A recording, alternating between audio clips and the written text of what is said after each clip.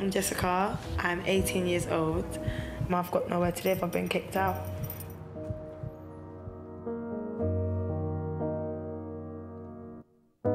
Basically, I had an argument with my mum and she kicked me out. Tried to reason with her, but she was like, she's stubborn, we're both really stubborn people. So I just went to the council and told them I was homeless. I was 16.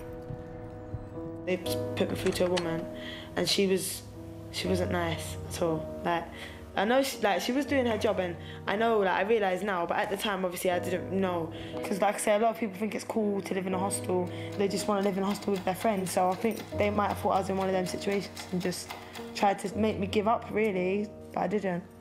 They made me sit in there for like the whole day, and then they just said they have to house me. I mean, they argued about it, and then they eventually put me in Hall Place, but not for good, just till they could go through my case. When I first moved in, it was scary because I didn't know anybody, I didn't trust anybody. Like, I would put things up against my door because I knew the staff had keys and I didn't know if they would come in when I was sleeping or who could break in or anything. To forget all about ours, but it's there, right under.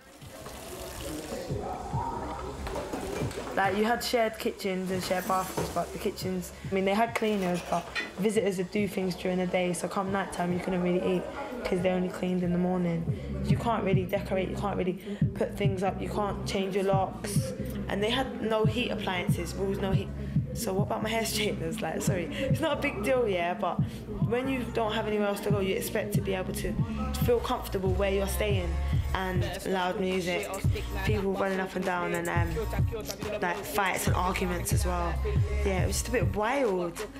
One person, it was like, okay, stay up with loud music till about 5 in the morning, sleep till about like 4, 5 in the evening. There was nothing for them to do, really. Because there ain't really enough money all the time. You have to go back to that little box room. Felt like a prison in there. In Gosport, it's £45.50 a week. Out of that, you got to pay like £10 rent, food for the week, travel if you don't get free travel. Once you've done all that, if you smoke and drink, then you're absolutely because you really can't afford that. So it's like a lot of people think it's cool, think it's great. I can have my friends around, I can be free, no curfew, do my own thing, but it's nowhere near as fun as people seem to think it is. One woman, Elaine Tomlin, I think if I didn't have her, and a lot of people in the whole place didn't have her, then it would have been a lot harder. When Jessica came into the hostel, we had quite a lot of 16 to 17-year-olds, and I think she looked at some of them and thought, I'm not going to end up like that. And I think some of them motivated her to actually give herself that extra push in her life to say, look, I want more than that.